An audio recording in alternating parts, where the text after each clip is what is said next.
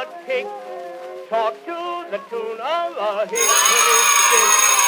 You were my queen in calico.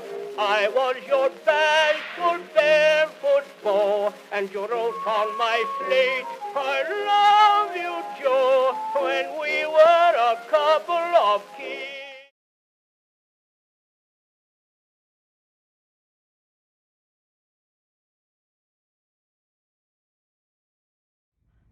Lab number 10, Thomas Hooke, Cork cell. We took a break from the microscope and we're back in class again with the microscope. We had a fun marine pollution class. The purpose of this exercise is to prepare a small sample of cork and label its structure and function. Also to learn about the composition and background of the origin of cork. The materials needed in this activity are as follows: a cork, a vegetable peeler, a microscope, a slide, and a cover slip, and a drop of water. You're to cut the cork in the kitchen because it's safer there. The cork, you will cut a small section of it using a vegetable peeler. Be careful. If you need help with doing it, don't hesitate to ask. So, the method is as follows. You're to slice a small piece of cork horizontally using a cutting board. That may help you stabilize the cork. Have someone help you if you can't do it alone. Then prepare a clean slide and select a sample and place sample on slide. Add a drop of water. Here's your drop of water, and it's already been placed on the slide. We have a really good view here on 4x objective. Microscope has been turned on and focus the cork preparation, like I said before, with the 4x objective.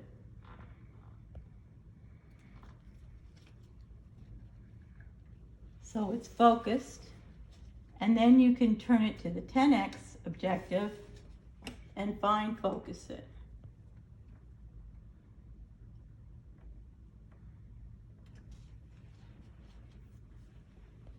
Look for honeycomb-shaped cork cells. I'm first going to talk to you about Robert Hooke and what he actually discovered using the microscope. In 1665, what Hooke saw were the cell walls in cork tissue. Hooke coined the term cells. I'm going to give you a description of these cells so you can be more aware of what you're looking at under the microscope. The cells are box-like, as seen. The cork reminded Robert Hooke small cells of a monastery or small rooms, such the derivation of the word cell. However, what was it that Hooke actually saw under the microscope? It was the dead cell walls of plant cells called cork cells.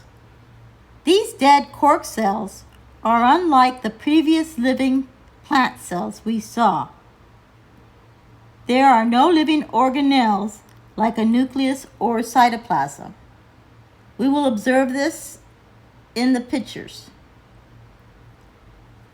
A mature cork cell is non-living. It is composed of a waxy substance that is highly impermeable. That means gases and water cannot go through the cell wall.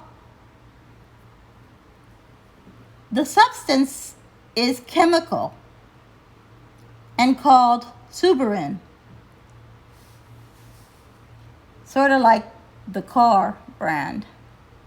The cork cells prevent water loss and make them more resistant to fungal and bacterial infection. Why are cork cells dead? Well, the outer epidermis is dead because the outer cork cells have died. A cork cell is living when it is part of a living cork oak tree.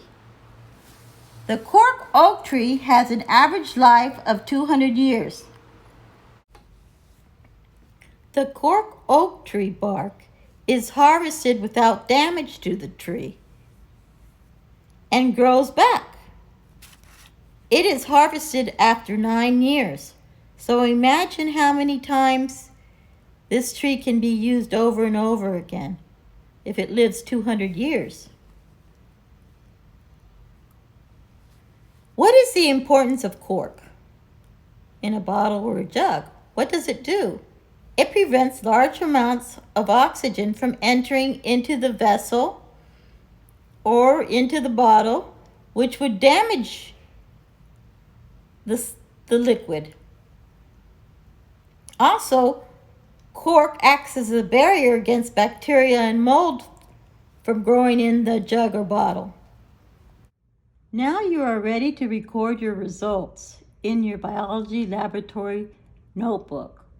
Remember, this is lab number 10, Robert Hooke's cork cells.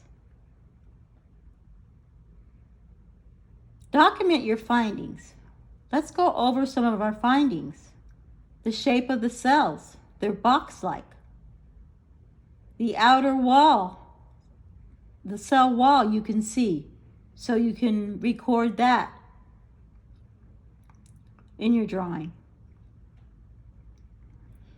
And inside the cell, it's hollow, it's dead. There's no cytoplasm, no nucleus, like in true living cells.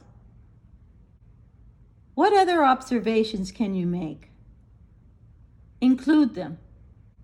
Finally, in your conclusion, you're to restate the purpose and add interesting facts. So we have concluded lab number 10, the cork cells. What other uses does cork have?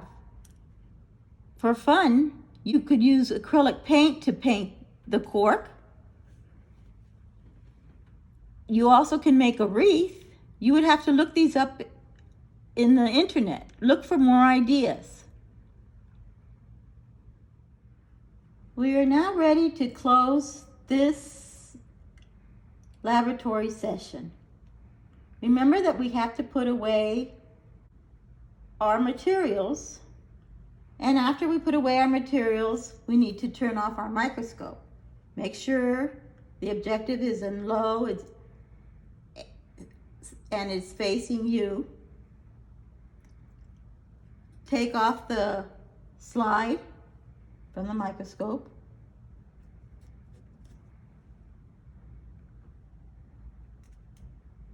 Turn off the light.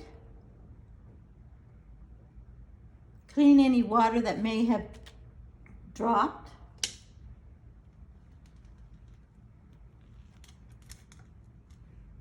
Okay, we are now ready to use this again for another interesting lab.